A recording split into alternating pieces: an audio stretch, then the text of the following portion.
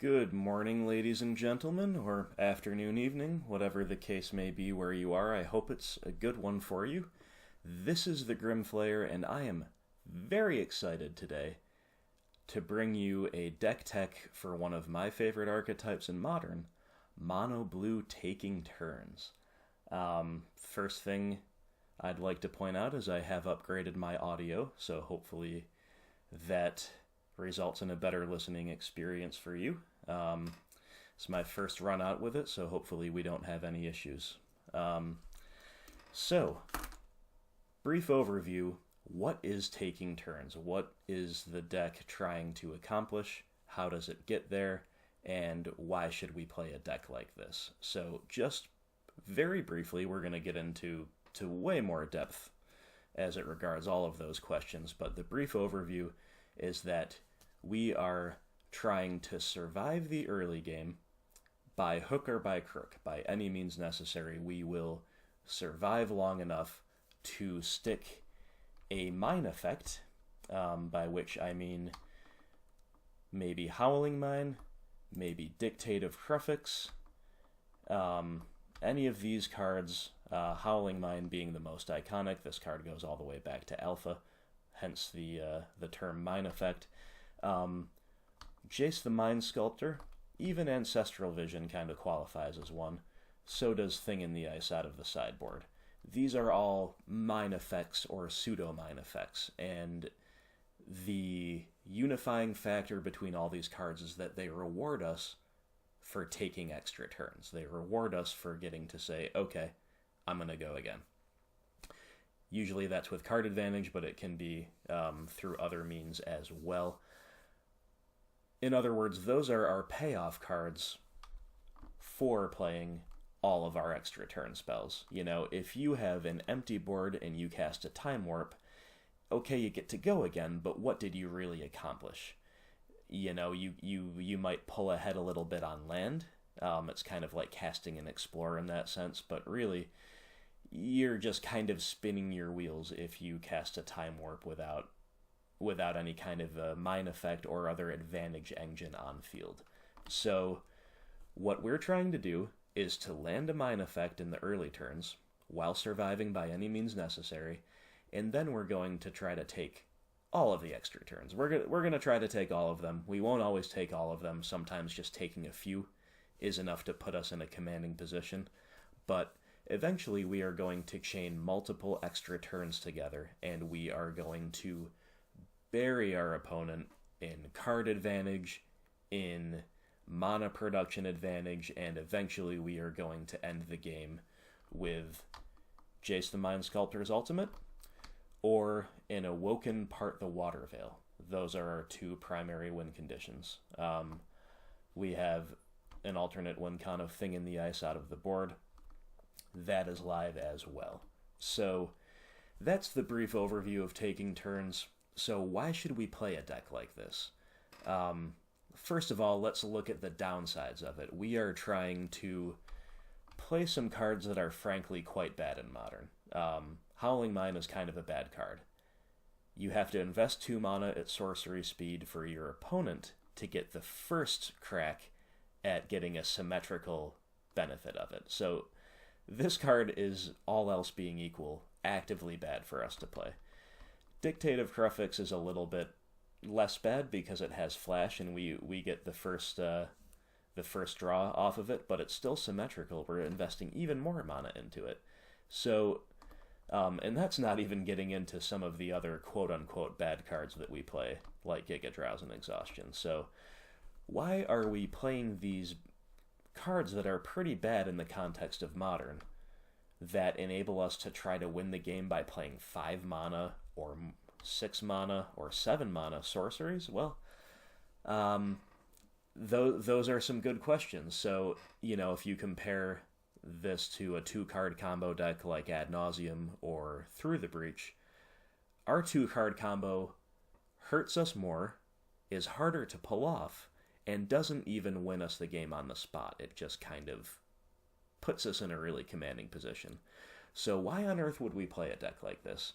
Well, number one, especially compared to something like Ad Nauseam, our deck interacts so much more and generally so much more effectively. And I'm not here to bash Ad Nauseam. I love the deck. I have played it for quite some time actually, but Ad Nauseam's interaction, especially in Game 1, is quite limited. They have Pacts of Negation, which are only really used to force through their combo. It's kind of a rare game where they can use them for value. You can. If the game goes on, you can pay for it, or you can exile an Angel's Grace. Or, excuse me, you can cast an Angel's Grace on the upkeep to make it kind of a force of will. Sure. So that's interaction of a kind, but it is a little limited in scope. And then they maybe play like a Slaughter Pact main deck. Otherwise, they have their combo pieces that are kind of double as really narrow interaction, like Phyrexian on life buying a couple turns, or Angel's Grace as a fog in an emergency. That's all fine. And again, I love the deck. Not here to bash it, but our interaction is a lot more effective, and we have a lot more of it. So what you'll see in this deck is that, yes, our combo threshold, if you will, casting a Time Warp or another turn spell with a Mind Effect down, it's a little harder to reach, in a vacuum.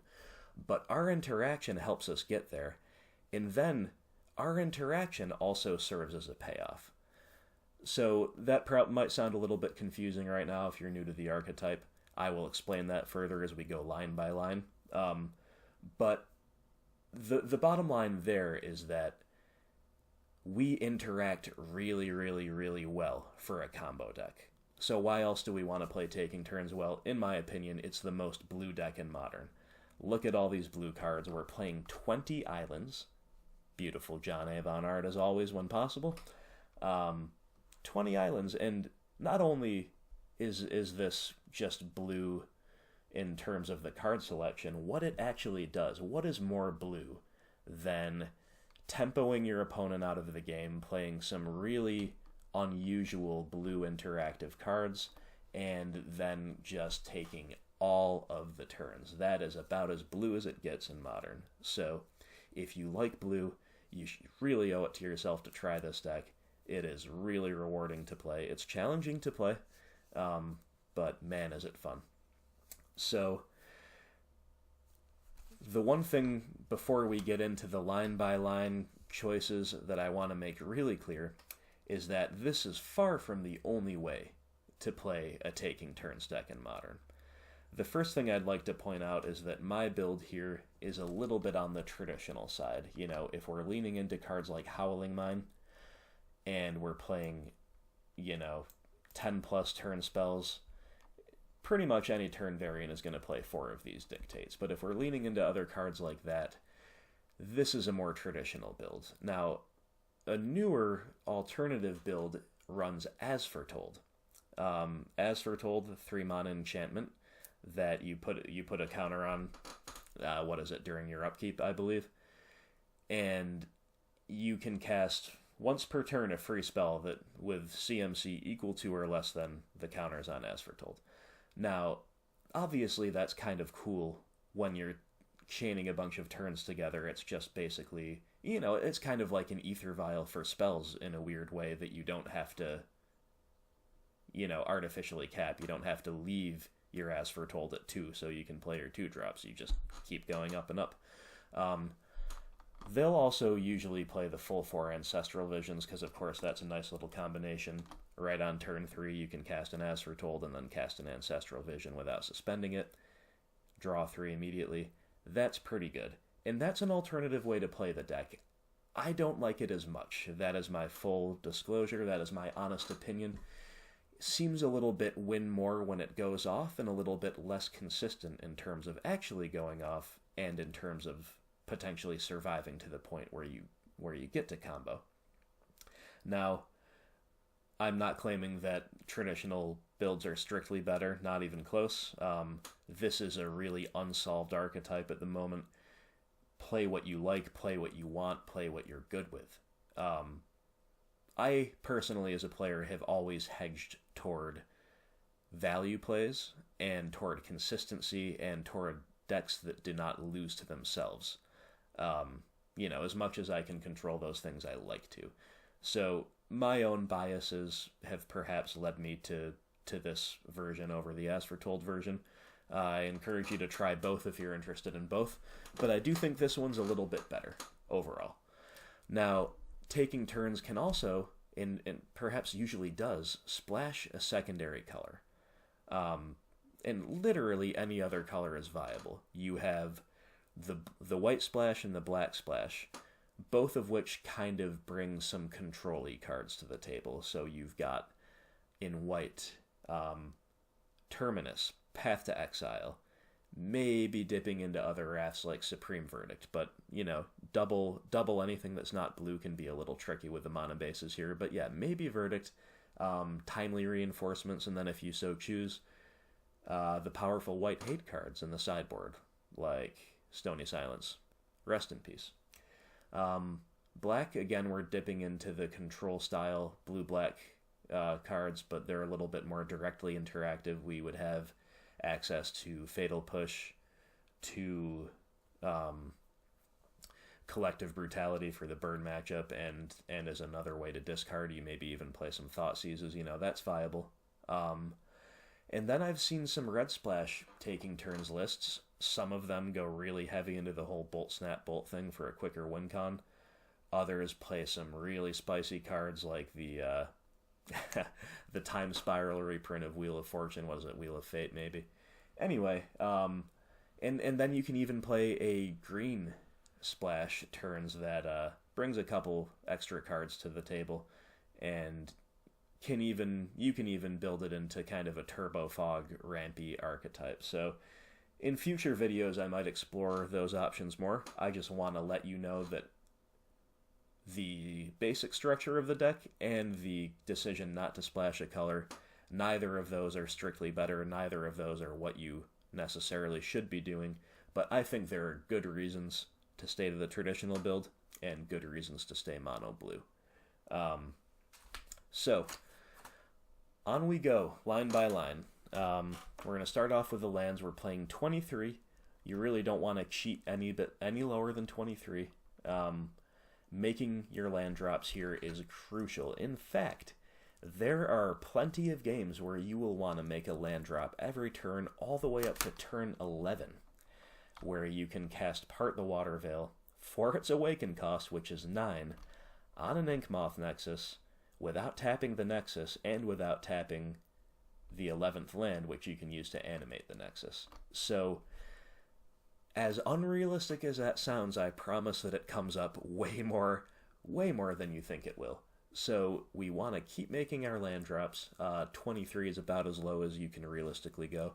24 is fine as well. If you get up to 25, yeah, you're probably a little light on action as far as the ratios go. So I like 23. And like I said earlier, we are just playing 20 islands. The aesthetics of this, it's a beautiful thing. 20 islands is great. Blue sources are absolutely crucial. You can get a little bit greedy and play a few more utility lands, but in my opinion, that is a greedy decision. You just want consistency more than anything out of your mana base. Cards like Oboro Palace in the Clouds and Minamo School at Water's Edge, those are playable. They don't really do all that much. They both have very corner case utility in the deck. Really, they would just be in the deck as a little bit of a hedge against choke. Some blue sources that don't stay tapped down when an opponent hits choke, or casts a boil, which is even less rare than choke. Now, look at our deck, right? We have so many blue mana symbols. We have, even if we play those two cards, we have 18 islands. If they're going to choke us, they're going to choke us. We can bounce it. We can beat it. We can counter the boil. Again, these cards are not very common at all in the format. And I don't think that those two utility lands of Oboro and Minamo are really going to make the difference. We're still very, very cold to those effects. And Oboro and Minamo, just give more targets for opposing Fields of Ruin, and maybe even make us a little bit worse against those decks that main deck Blood Moon. Now, Blood Moon will come out against us, even if they see a Boro, for example, but we don't want our deck to lose to itself. So that's why I went with just the straight up 20 islands. Also feels good to say, yeah, I'm registering 20 islands in my Modern deck. Gotta love it. But having said that, we do want these 3 utility lands. They are all fantastic, and I have them in order of power, in my opinion. So the most powerful utility land is Gemstone Caverns. Now, this card essentially lets us take back the play. And we're beginning the game. This is a pre-game effect with this on the field. The cost to being able to do that is exiling a card from our hand. Now, one thing that you'll notice right away with this deck is that it has 10 of these cards that are very, very clunky in your opening hand. All 10 taking turn spells. You don't really ever want to see any, to be perfectly honest. They're in the deck because we need them to win, but we do not want to see them in the openers. We want to see our land drops and our early advantage engines and interaction. So we can kind of get rid of a card more happily to take the playback with Gemstone Caverns than most decks. We will almost always, if we have one, just pitch a turn spell to it, and that feels just fine. Now, the effect itself is extraordinarily powerful. A lot of our cards are a lot worse on the draw than they are on the play. Howling Mine is the prime example. This card is so much better on the play, it's not even funny. Remand is another one. Way, way, way better on the play. But I mean, just in general, the power of being on the play in Modern. And that's essentially what this lets us do. It's not exact, but it's essentially what it lets us do. So we're looking at turn 1 Howling Mines, turn 2 Dictative Graphics, turn 3 Jace, turn 3 Cryptic. These are all potential plays with Gemstone Caverns in our opening hand when we are on the draw. So do not leave home without this land, in my opinion. It is absolutely necessary. It just steals games. This is just about as necessary, in my opinion, Mikokoro, Center of the Sea. So I already mentioned that we depend pretty heavily on a mine effect, whether it be Dictate, Howling Mine, Jace, and Ancestral Visions taking down. We need some kind of card advantage engine in order to leverage our extra turns. Now, Mikokoro does that while also being a land that lets us make our plays. The problem is it's very mana intensive, but this card will still be either the cherry on the top. You know, if you're going off, let's say it's turn 8, you make your land drop, you have a Time Warp, you know, maybe a Dictate in play, so you're doing well, but you're not deterministically winning. And you don't have another mine effect to play. Well, you just resolve your Time Warp, and then you activate Mikokoro. It's just another draw to just keep the chain going. There are also plenty of games where you are doing everything right, you're making your land drops, you're interacting really efficiently, but you just cannot for the life of you find a mine effect. Those games can go on for a surprising amount of time, and Mikokoro on the opponent's end step, which is almost always when you'll want to activate it, you know, if it's a close game, don't get greedy and main phase this most of the time. But these Mikokoro draws, they're just such a great consistency tool for the deck. Unlike Gemstone Caverns, which, if we have it in the opener, and we use it for the pregame effect, will be able to produce blue. This never can. So that's a real cost in this deck, but, you know, just a couple of these colorless lands don't hurt us much. Mikokoro's fantastic. Now, Inkmoth. Inkmoth is a win condition, first and foremost, in this deck. Like I said earlier, you awaken it with Part the Water Veil, and then you animate it, and it becomes a 7/7 flying infect. And because you just cast Part the Water Veil, you've got an extra turn coming up next, well, that's just game. That's just GG. So, first and foremost, this is a card that ends the game and makes it so that we don't have those really, it is a pretty low percentage of the time, but it can still happen where we resolve apart the water veil and then we just fizzle. Maybe we barely got to part the water veil mana and then we just brick. Even despite our extra turn, despite our extra draws, we just brick. Inkmoth Nexus makes sure we don't brick if we get to that stage of the game. It is also definitely not its first job, and definitely one you should think very carefully before ever using it for, but it can be a chump blocker. It can be relevant. Now, Stone Raining ourselves to chump block is terrible in a deck which cares so much about its land drops. No getting around that, but it is occasionally relevant. I had a game, I believe it was against Bushwhacker Zoo, where, I was interacting. Maybe I had a Mind Effect down, I don't really remember, but I was interacting, but I was on the ropes. I got to a stage of the game, maybe an exhaustion or two carried me there, or exhaustion into Cryptic, something like that. But then my opponent, I kind of had to let them untap. I didn't really have much, and he played a couple of the Burning Tree Emissaries into a Bushwhacker and swung out for what would have been lethal.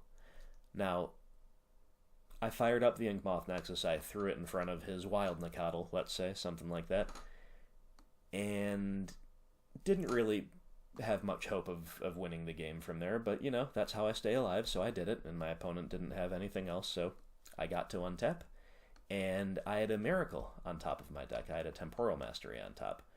So I went Temporal Mastery into land drop, into Jace the Mind Sculptor, who brainstormed and found me more turn spells, and I just won the game from there, thanks to the Inkmoth Nexus chump block. Again, not its first job. Think very carefully before you throw any land away for any reason in this deck, but it can be relevant for sure. So, nevertheless, I think this is pretty clearly the third in the list of, in the hierarchy of utility lands here. I think if for some reason you don't want to try to squeeze in another colorless source, you certainly want the other two cards above Inkmoth.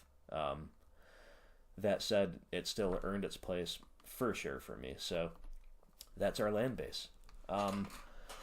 Now, I've got the deck laid out right now by converted mana cost, but I'm going to take a moment and split it up by category instead. We're going to do Mind Effects over here. We're going to do extra turn effects all the way over here. And then we're going to do quote-unquote good interaction and quote-unquote bad interaction. And you'll see what I mean when we get to that. So just bear with me for one more minute here while we get things in order. Okay, so we're going to move from left to right, and the first thing we're going to talk about are the Mind Effects. As I've said, in most games you'll need one of these getting you recurring value in order to actually pull ahead enough to win the game. So the first one is Dictate of Kruphix. This is our best one. You will almost never side this out. This card is amazing because you can play it on your own terms. Of course, you're going to want to flash this in on the opponent's end step whenever possible. That denies them the first draw. It gives us the first draw. If they have an immediate removal spell for it, okay, we just traded one for one. They didn't get any value out of it before they took it away. But also keep in mind that you can play on your own upkeep. You have priority during your own upkeep, so there will be situations where it's correct to flash in a Dictate on your own upkeep, which is a kind of unusual line, but one that certainly comes up in a deck like this. That's another reason to play Taking Turns, is you've got all of these corner case, strange lines, unusual situations that come up a lot in this deck. It's very, very cool. So Dictate is our all-star. It's our best Mind Effect. Just a quick note on card draw, we are a quantity over quality deck in terms of our draw. We don't really care so much to filter our draws.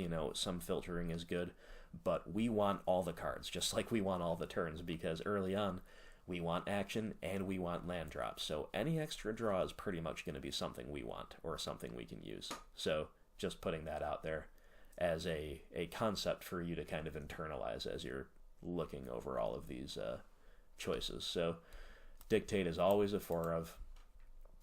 Howling Mine is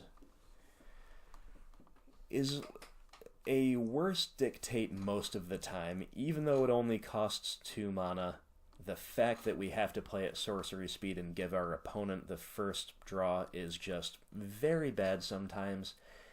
It feels like, kind of a death wish to play this out, especially on the draw, against, burn, 8-whack, infect decks like that. Like, this card can just really line up poorly against a lot of the hyper-aggressive strategies of the format. There's no getting around that. However, it's actually really good against some slow decks like Blue-White Control, where you just want to start drawing cards as soon as possible.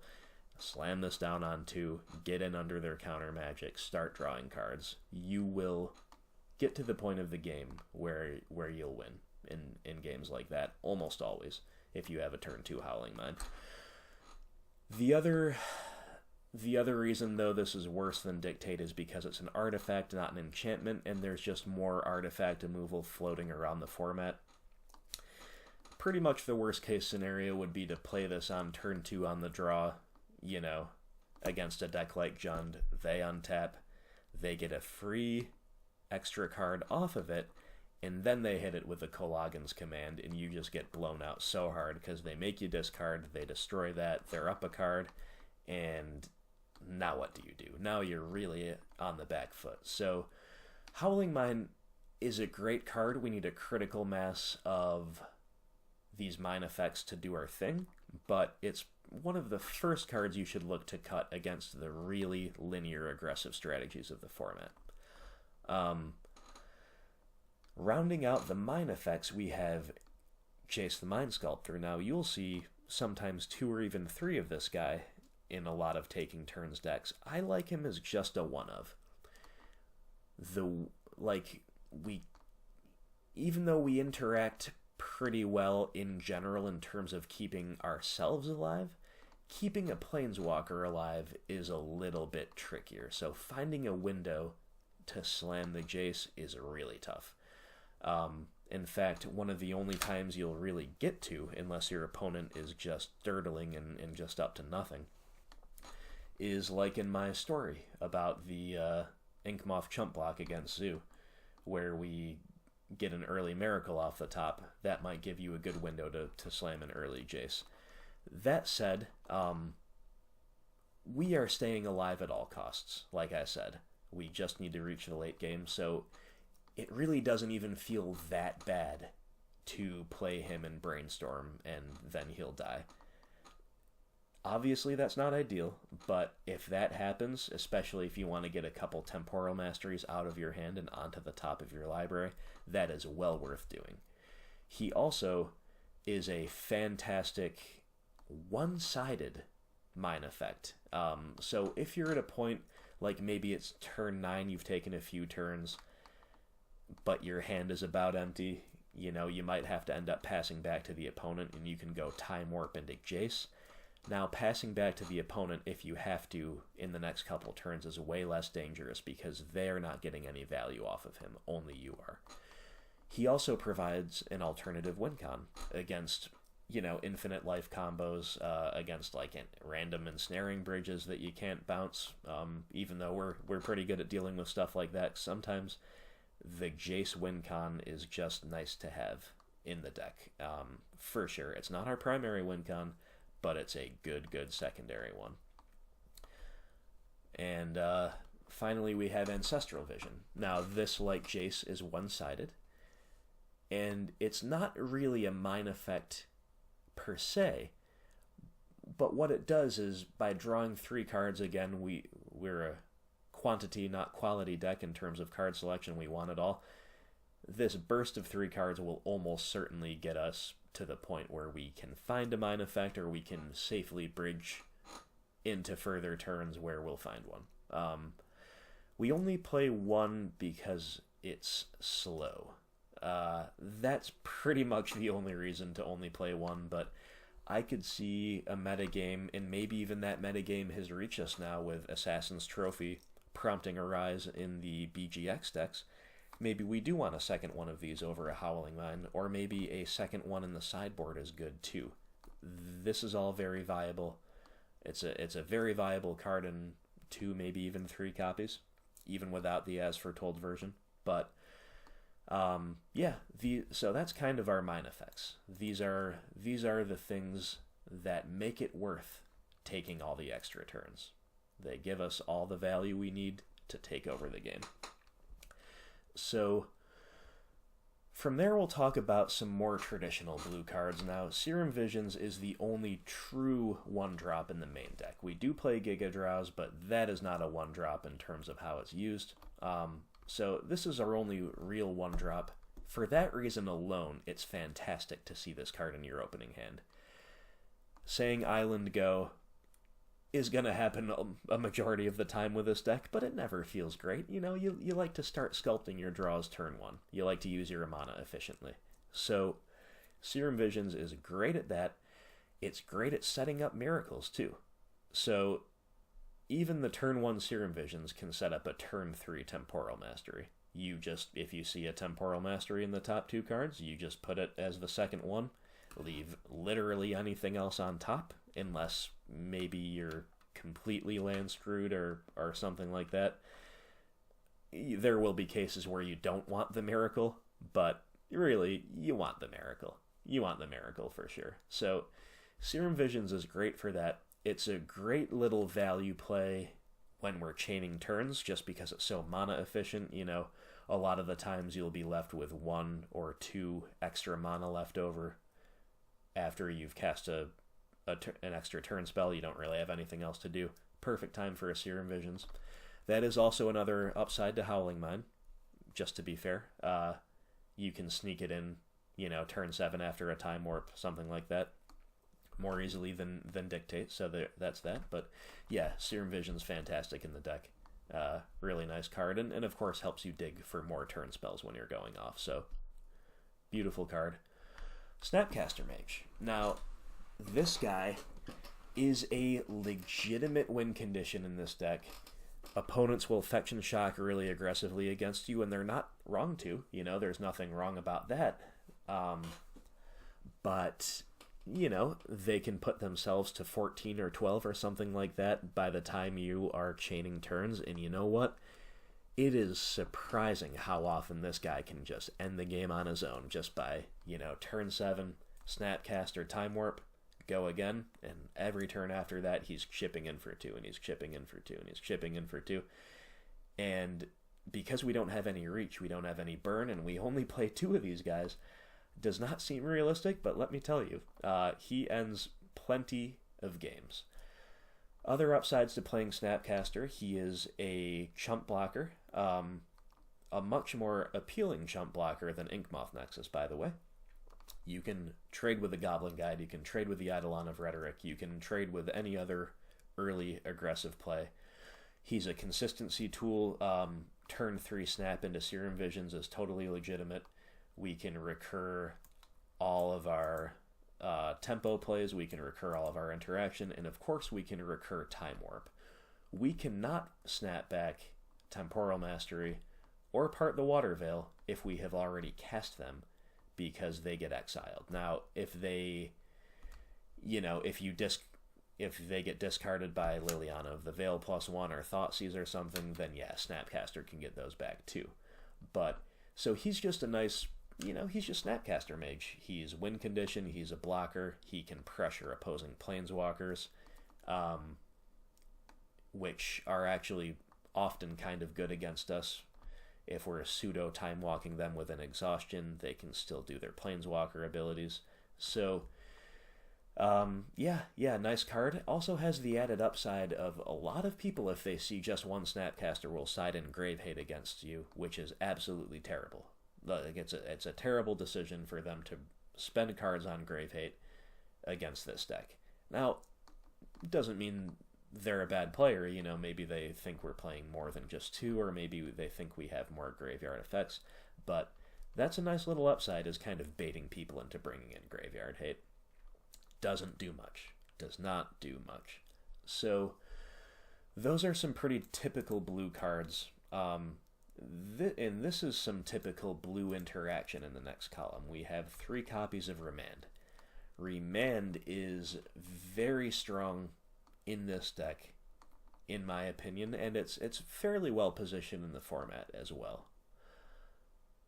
The amount of value we get out of a play like this is incredible. So a lot of the times we'll get a lot of advantage, and then we'll have to pass the turn back to our opponent. That is where cards like Remand come in really handy. Cryptic Command, I'm just going to talk about these 2 cards together. Everybody knows what Cryptic Command does. Same concept here. Both of these cards are great when we have to pass the turn back to our opponent. We can do it with shields up. We can do it pretty confident that we're going to survive whatever they throw at us. Also, even before we get to that stage of the game, these are probably our 2 best forms of interaction for the early game, because they represent good, solid value in their own right. We're not the bad interaction column yet, the quote-unquote bad cards. These cards do not represent value in their own right. They kind of need a Mind Effect to feel good. They need a Mind Effect down to feel good about playing them. These ones are totally fine standing on their own because they replace themselves most of the time. Cryptic Command also gets us out of all kinds of crazy situations. You'll find yourself using less common permutations of the modes on Cryptic in this deck than in your typical blue-white control deck. That's because we're doing some less typical things ourselves. So sometimes we're just going to bounce a land with this and it feels really good. Things like that. But whatever the opponent is up to, Cryptic Command can stop it most of the time anyway. And these cards are just kind of pseudo time walk effects. Like, you know, if they try to tap out for a 3-drop on turn 3 and we remand it, we've just time walked them. If they play to the board and then they try to swing in with a big army and we tap them down and draw a card, yeah, we just time walked them. So those are the cards that are our quote-unquote good interaction, which means they are good enough to see play in other blue decks that are not taking turns. Now, Giga Drowse and Exhaustion are the really unique cards that we get to leverage, and they are bad cards in the context of Modern as a whole. But in the context of this deck, they are absolutely incredible. They represent the type of interaction that opponents don't really know how to play around, don't really expect to see unless they're familiar with this deck, and just in terms of their own card selection, they're not prepared for. Like, who says, oh, I better cut down on my phantasmal images in case I get Giga Drowsed? You know, Giga Drowse kills phantasmal images. Nobody thinks that, but you've got all these little upsides from playing these unusual cards. So let's start out with Giga Drowse. It is a 4-of. It is an all-star in this deck, and it's one of the main reasons we do not want to get too cute with too many colorless utility lands, because we want to Giga Drowse our opponents out of the game. This is actually an extremely powerful effect. The ability here is a Replicate. So you cast Giga Drowse, you choose your target, and then you choose how many times you wish to replicate. And then all of the copies for however many times you replicated go on the stack. So the opponent can't just counter a Giga Drowse for 6. They can only counter 1 copy of that Giga Drowse. So talking about counter magic, I think you can see where this is going. This is the big mirror breaker against blue-white control and other go-long blue-based control decks. Those decks are normally very happy to extend the game and to play draw-go with the opponents. If they try to get aggressive and tap out for something, we've got Remand, we've got Cryptic Command, we've got plays. If they play Draw Go with us, eventually we'll find a Giga Drowse, and eventually on one of their end steps we're going to say, okay, Giga Drowse you for 9. Tap down all 9 of your lands. Now, the best they're going to be able to do is maybe, Bolt Snap Bolt us. If it's Jeskai, maybe they'll flash in a Vendilion Click. Maybe they'll cast a Sphinx's Revelation. Who knows? Something like that. But they're not going to be able to do anything that we actually care about on that end step. And then, so this is our way to just win the game against blue-white control.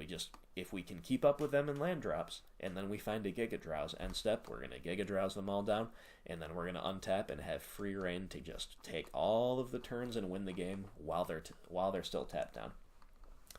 This is also a really nice piece of interaction against some of these mid-range decks that operate mostly at sorcery speed. So the old, make our land drop, pass the turn, play on your upkeep, Giga Drowse all of your lands play is quite good. That is another pseudo time walk against decks like that. We are going to basically render the card advantage that they get from our own effects obsolete by Giga Drowsing them in a phase where they can't really do much. Again, if it's Jund, maybe they can bolt you or something. Who cares?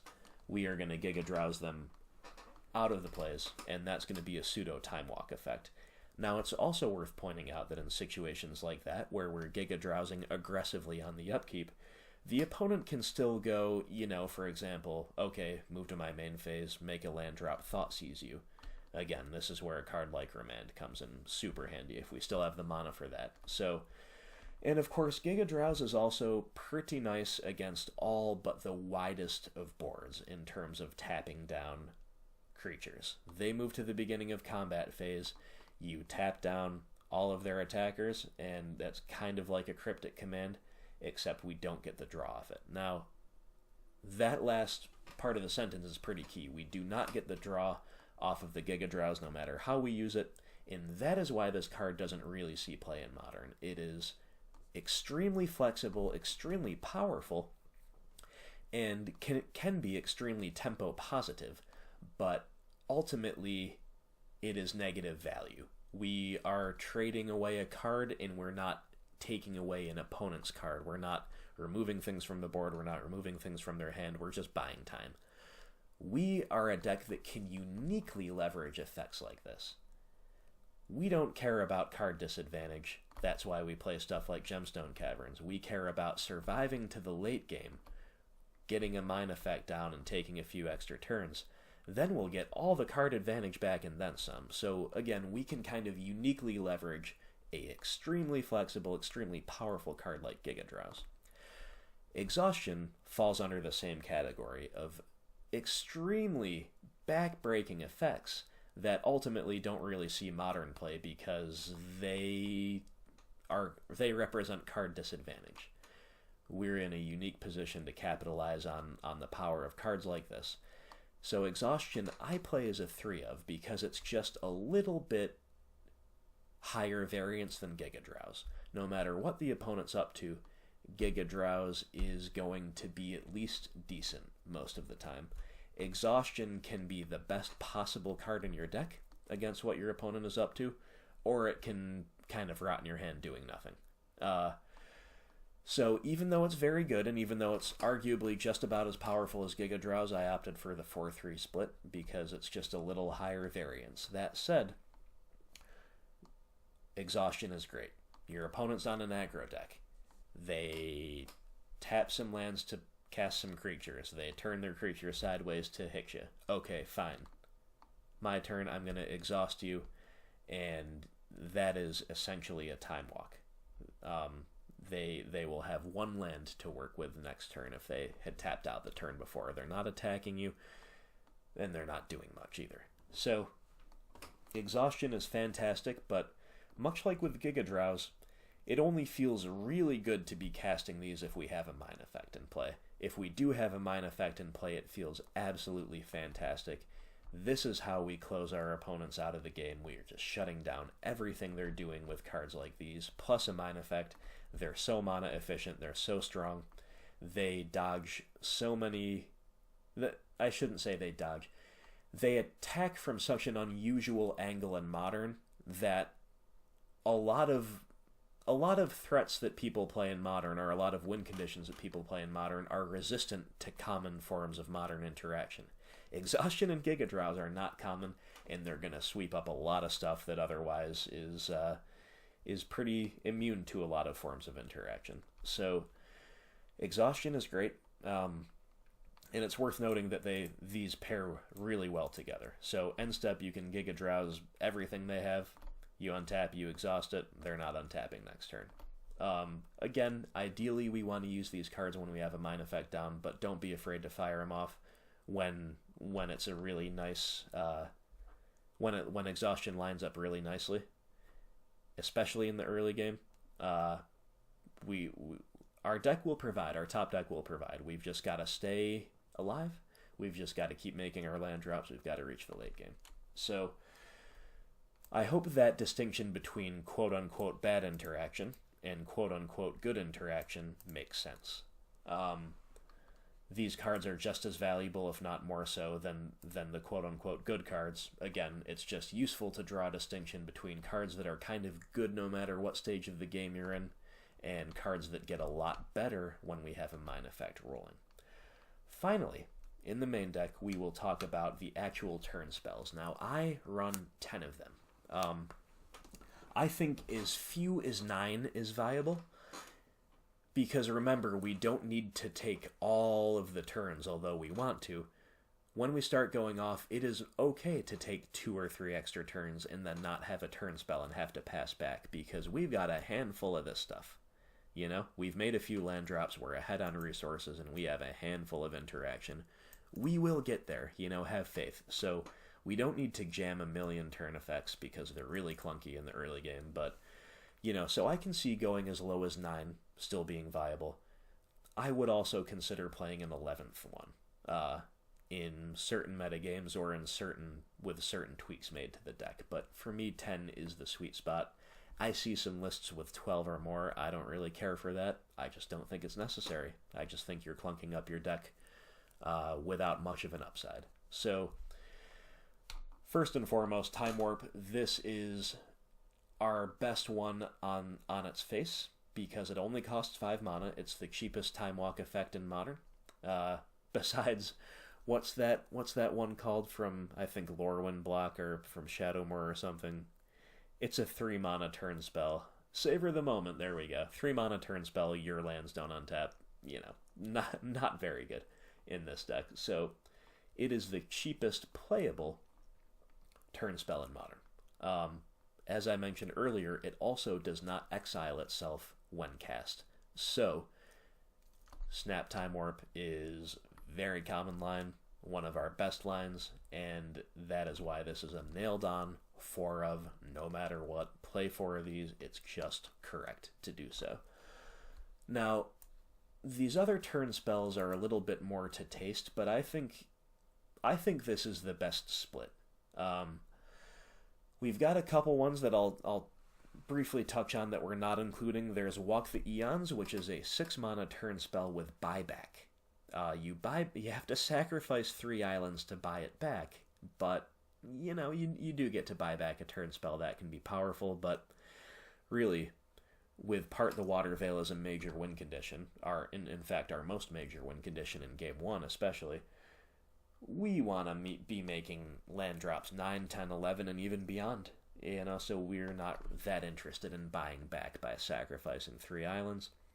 And then there is Temporal Trespass, which is I believe an 11 mana extra turn spell with Delve. I think that card is great, but we don't play fetch lands, so we're not interested in the Delve mechanic here. But in decks that do play fetches and maybe utilize the graveyard a little bit more, I could easily see a 1 of Temporal Trespass being good. But so since that doesn't apply to us, let's talk about these cards and why we're on the 3/3 split. So, Temporal Mastery is a 7 mana turn spell that exiles itself and doesn't do anything else when you cast it. Pretty bad, right? Well, no, because Miracle for 2 is absolutely off the charts good in this deck.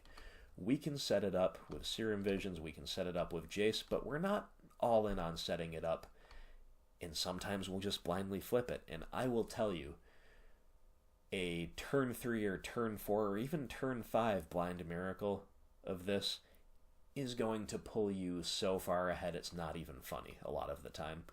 Other times it will, like against some really fast starts, it will be the difference between winning and not having a chance to win at all. Sometimes you just need, to kind of make that extra land drop, take that extra turn, just get your feet under you, like make it to 4 mana for Cryptic Command, whatever the case may be. The Miracle effect is so good. I like playing 3. I think up to 4 is viable, but that would probably require being a little bit heavier on the Jace. So, Part the Water Veil. Like I said, this is our primary win condition. Seems a little outlandish, perhaps still to you if you're not familiar with this archetype. A 9 mana win condition that isn't even that impressive. It only makes a 6/6. Well, again, when you're taking all the extra turns, you have a bunch of cards in hand, you're making a bunch of land drops, it's quite realistic. This is how we're going to end the majority of our games, game 1. And it's also just yet another turn spell on turn 6 to get us to that crucial late game. So,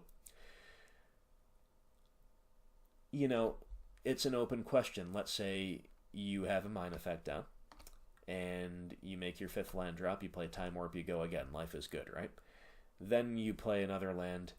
So do you play Time Warp, or do you play Part the Water Veil? Part the Water Veil is more mana efficient, right? You just cast it without the Awaken cost, and you're just being more mana efficient. But, I'm happy to do that with the first Part the Water Veil. But if we've already used one, or if we've already had one discarded or something, you kind of want to keep these in the deck, and you kind of want to use your Time Warp there instead. Again, that's going to depend on everything else that's going on. It's context dependent. There's no one answer to that. But, you kind of want to treat these as a little bit precious because they are such a good win con. Again, it might look a little underwhelming on paper, but we are able to tap down our opponent's board really well. We are able to tap down their mana really well, so this doesn't get fatal pushed or what have you. And with Inkmoth Nexus, it's a 2-turn clock. Really a 1-turn clock because they're not going to get another turn. Even without the Nexus, though, just a 6/6, coupled with those Snapcaster beats, coupled with the opponent fetching and shocking aggressively a lot of the time, that'll end the game in a hurry. So, that's our spread of turn spells. I don't think playing a 4th one of these merits cutting a Temporal Mastery, and I don't think playing a 4th Mastery merits cutting one of these. The 3/3 split seems really, really clean to me. So that's what our main deck looks like. Moving on to the sideboard, we have a few different things going on here. So, first and foremost, I wanted to put Chalice of the Void first up. This card is going to be your MVP in a whole lot of very bad matchups. Everything from Burn to Infect to Ad Nauseam to Affinity. Chalice of the Void is extremely useful. It's not necessarily a card that your opponents will think you have. Again, if they're familiar with the archetype, they might be suspicious of it, but I've got a lot of shocked looks, like, really? Chalice of the Void in taking turns? Yeah, believe it. It's there, and it's really good. I mentioned early that we only have one real 1-drop in terms of Serum Visions, because we don't use Giga Drowse as a 1-drop almost ever. That also holds true for Chalice of the Void because of the way the replicate mechanic works. You cast Giga Drowse, you replicate for X, only the initial copy is countered by Chalice of the Void. The copies of Giga Drowse all go on the stack. So, between the fact that we can Giga Drowse through our own Chalice and we are very light on 1-drops, any deck that leans heavily on 1-drops, Chalice is going to be very good against. Very good against. Any deck that plays 0 mana spells, again, ad nauseum affinity decks like that, Chalice is good, but there it's way better when you're on the play, obviously, before they get to dump out a bunch of 0 mana stuff, specifically thinking of affinity there. So, in my opinion, in this deck, Chalice is not always a 3 of, or not at all. I like to fiddle with more numbers on the play than on the draw in certain matchups, but no matter how you utilize it, no matter how you slice it, this card is, in my opinion, a definite must-have in the board. It shores up so many bad matchups and just pulls so much more than its weight. It's an all-star. The next category here are kind of our bounce effects. So we are not splashing white for Wraths and Exile effects. We are not splashing black for kill spells. We are not splashing red for lightning bolts. We are blue. We are mono blue, and we have to lean on the bounce effects rather than kill spells because we don't have access to any good ones. Bounce spells are the lifeblood of this deck against hyper aggro linear strategies. Fortunately, we have a very good plan as far as that goes coming out of our sideboard that happens to couple really well with a lot of the stuff we're up to main deck already. So the first one to talk about here is Thing in the Ice. Thing in the Ice is so strong in this deck that it could very easily be main decked, but I choose not to main deck it, and I think it's correct not to main deck it, and here is why. Modern has a lot of removal spells flying around. You think of your BGX decks, you think of all of these, collected company decks that play white and play a play set of paths in the main, Creatures are very strong in Modern now. They're kind of at a high ebb, and there's a lot of main deck removal. So one of the hidden strengths of taking turns, one of the upsides in terms of getting percentage points across various matchups, is that we mostly blank all of that removal game on. The best target they have for removal is Snapcaster Mage, which is not a very good target because we've already gotten our value out of it. And again, by the time we're animating our win conditions, we probably have them tapped down. So their removal game one is really bad. They're going to side it out. So, of course, then we get to side in our Thing in the Ice, and they might not have a way to deal with it, or at least not as many ways to deal with it. So it's going to be tough to deal with. It is a fine blocker, a 0/4, the traditional wall stats for a 2-drop. And it is a win condition that is alarmingly fast in the context of our deck. Like, this thing will end the game in a hurry. And it is a mass bounce effect, so it's a really good defensive play, too. This card does everything we want. I could very easily see playing a 3rd, and maybe I will in the future. But for now, it's a 2 of. Still absolutely love the card, though. It kind of does everything. And just as a guideline, so I like to get really into the minutia in terms of sideboarding, like I mentioned, with play-draw ratios of Chalice and things like that. But often, Thing in the Ice is a package deal with Echoing Truth. You're just going to bring in all 4 of these cards. These are in matchups where you have to be faster, you have to race, you have to play to the board earlier. We're going to cut a couple Part the Water Veils usually, and we're going to cut a land to get quicker. If you are on the play, you'll cut your Gemstone Caverns, and if you're on the draw, you'll cut an island. And then one other card. That'll change based on specifically what you're facing, but these 4 are a nice package deal to speed up the deck. Echoing Truth is a catch-all. It's going to deal with a lot of problematic permanents. It's going to just be a value play to stay alive.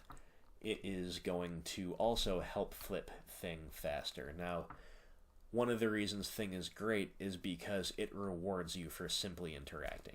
Whereas with the turn spells, we kind of have to have a mind effect down to make them really worth casting.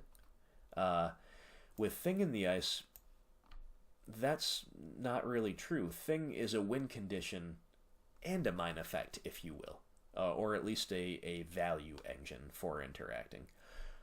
Turn spells are great with Thing down. They get you one step closer to flipping him, and you get to go again and find more cards that can flip him. Exhaustion, Giga Drowse, Remand, Cryptic Command, Serum Visions, all of these cards help flip Thing in the ice. They're all things we want to be doing anyway, so this gets us incidental value. Just incredible. So Echoing Truth, again, it's our catch-all. It's a way to kill a bunch of tokens. Lots of tokens going around in the format right now. Bridgevine, Mardu Pyromancer, etc. This is plays really well with Thing. Just an all-star. Love it as a 2 of. Finally, we have Hibernation. Now, this is a really, really unusual card, but I think it's really spicy. I like it a lot. Return all green permanents to their owner's hand. So the first thing you'll note is that permanents. So it's not just bouncing creatures.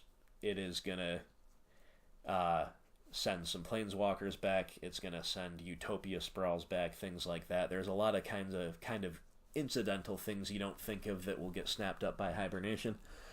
But really, this is just kind of yet another mass bounce effect against Elves, against other Collected Company decks, against Zoo, even against Infect. Against a lot of these aggressive decks, we don't mind having a narrow card to bring in against them.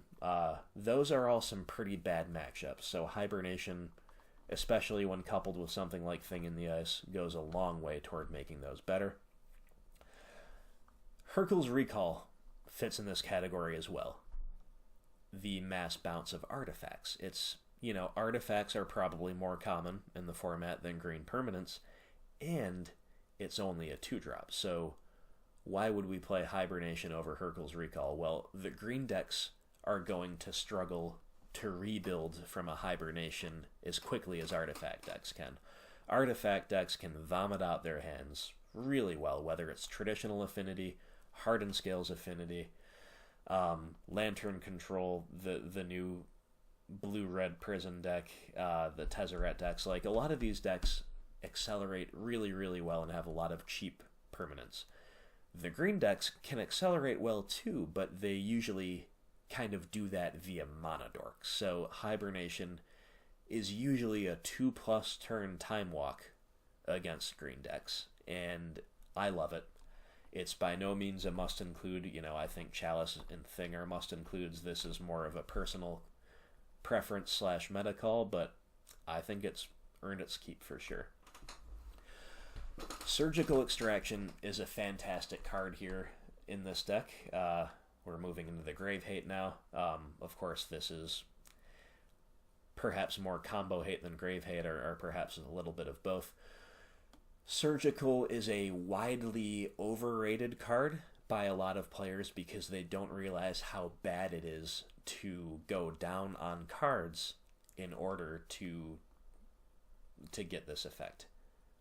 You might get lucky and they might have their primo target as a 3-of in their hand or something. Sure, you blow them out, but usually you are consciously choosing to go down on cards in order to get a card that you can't beat out of their deck. Now, just like with Giga Drowse and Exhaustion, we can kind of uniquely leverage the powerful card disadvantage effects because we're going to catch back up in the late game with all of our mine effects. So Surgical Extraction is great in that sense. You could easily be playing 2. I probably would play 2 in my stock list, but I've been testing the 1-of Relic. I do like having a more traditional way to eat away at the graveyard and to clear out the graveyard totally, but this does hurt our own Snapcasters a little bit too. It's not much, but it is a thing. I don't know. Depends on the meta. I could see playing a Relic alongside 2 Surgical. These are probably the 2 most viable cards in terms of Grave Hate. Not super high on Grafdigger's Cage at the moment. Surgical is probably the pick of the litter if you had to choose. So finally, we're going to get into some counter spells. The first thing I'm going to do is talk about this one of negate that I have over here apart from the others. This is not actually supposed to be a negate, but right now I'm testing two. This is supposed to be a commandeer, but as of my last look into it, commandeer remains bugged on MTGO. And that is a shame because commandeer is such a cool card, and it is such a powerful card in so many matchups. Commandeer is a 7 mana cold snap instant that lets you take control of target spell. And you can exile 2 blue cards from your hand in order to pay, instead of paying Commandeer's mana cost. Now, of course, like I've already said multiple times, we leverage card disadvantage effects that are powerful despite the disadvantage better than almost any other deck in Modern, so Commandeer is amazing. You take control of Planeswalkers. Even commandeering a Thoughtseize against a BGX or Mardu Pyromancer deck feels so good. It doesn't feel so good, it is so good. It belongs in the sideboard in my opinion because it's kind of dead, kind of bad in a lot of matchups, but man, when it is good, it is so good. Commandeering against Scapeshift, you can commandeer the Scapeshift itself, you can commandeer the ramp spells, you can do a lot with that card. Unfortunately, it's unplayable right now, so we've got a second negate in there. This could be a second relic, a second surgical, a third thing. It could be a Hercule's Recall. For now, I've been playing a second negate. It's okay. I think just 4 counter spells is fine, though, in the side. So, let's talk about that negate first. This is just going to come in against all the blue-based control decks. It's going to come in also against the more mid-rangey decks where you care way more about their non-creature spells than their creatures. The first one that comes to mind is Panza. Panza plays some really good creatures like Tireless Tracker. You don't care about Tireless Tracker at all. You're going to be giving them a bunch of cards anyway. They can get all the clues they want. You don't even really care that much about Inferno Titan, because he's not going to blow out your board, you don't have any creatures to speak of, and you can keep him under wraps. If you're in the game, you can deal with cards like that. What you cannot deal with are repeated Stone Rains and Molten Rains and Wanvuli Acid Mosses and other forms of land destruction. So you want negate against a deck like Panza, even though maybe half of their plays, up to half their plays, can be creatures. You still want the negate because you want to counter the stuff you really care about. I would also put BGX decks into this category because as much as Tarmogoyf ends the game, again, we can deal with that. Our interaction lines up fairly well against their relatively low in numbers threat suite. Giga Drowse, Exhaustion, Cryptic to tap the team down, those are all pretty live. But what we cannot beat is a turn 1 discard into turn 2 Goyf into turn 3 Liliana. That is a really tough curve for us to beat. So negate to counter the Lilianas, or even to counter the discard spells, is very good. So negate has some obvious matchups that you wanted in, again, the control decks, a lot of the combo decks that don't really play any creatures to speak of. Negate obviously comes in there, but it also has a lot of utility against some mid-range decks in the format as well. Obviously great against Burn. Dispel is even better against Burn, just simply because it is more mana efficient. We've got 2 copies of Dispel. If you do want to stay down to 4, this could easily be 2 negate, 1 Dispel. That's preference, that's meta. You know, they're just about as viable as each other. I would probably hedge toward 2 Dispel, though, again, just because it's a little bit more efficient. Yeah. Not so useful against mid-range decks, but Burn, Control, Combo, this is your card. This is what we want. Snap Dispel is also very good. Snap Negate, this is all very good. And Snap Ceremonious Rejection, which rounds out our counter magic suite. Counter target colorless spell. This shores up those artifact matchups, which is one reason we can play Hibernation instead of Hercule's Recall, in addition to what I said before. Obviously, this is great against Eldrazi decks and against Tron. Now, we're very, very favored against Tron because our Giga Drowses and Exhaustions in Remands line up really well against them, but that doesn't mean we don't want to be prepared for them in the side. It's still a really consistent deck, a really powerful deck that can still beat us. That's another one where Commandeer would have been great if we had access to it right now. But yeah, so this is a nice, if you consider this a Commandeer, this is a really nice balanced 15, in my humble opinion. So, that about wraps it up.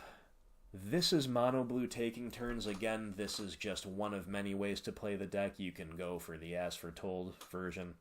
You can go for a color splash. You can splash literally any other color alongside blue. They're all viable. They're all fun. But in my opinion, Mono Blue is the most fun. It is the most aesthetically pleasing. It is the most iconic. And there are, it is arguably the strongest as well. The fact that we're not taking any damage whatsoever from our mana base is insane. It is insanely powerful and modern, especially when you consider that aggro decks are generally our worst matchups. We've got, because we're not splashing, we can lean really heavily into high numbers of traditionally good blue interaction, and the interaction that's really only good in a deck like ours. We can play all kinds of really fun, spicy, narrow but powerful effects that are in the... Because we're restricted to blue, we're kind of able to leverage them, or, more willing to leverage them, I should say. It's just all kinds of fun. So, this video has gone on for quite long enough. Thank you so much for sticking with me through it. I hope it was useful for new and veteran players alike, and I hope you will stay tuned into the channel, because in the near future I will be uploading several matches using this exact list and commentating as I go. And yeah, don't forget, if you're enjoying the content, throw me a like, throw me a subscribe, and let me know what you think in the comments section. Thanks so much for watching. I hope you all enjoy the rest of your day, and I will see you soon.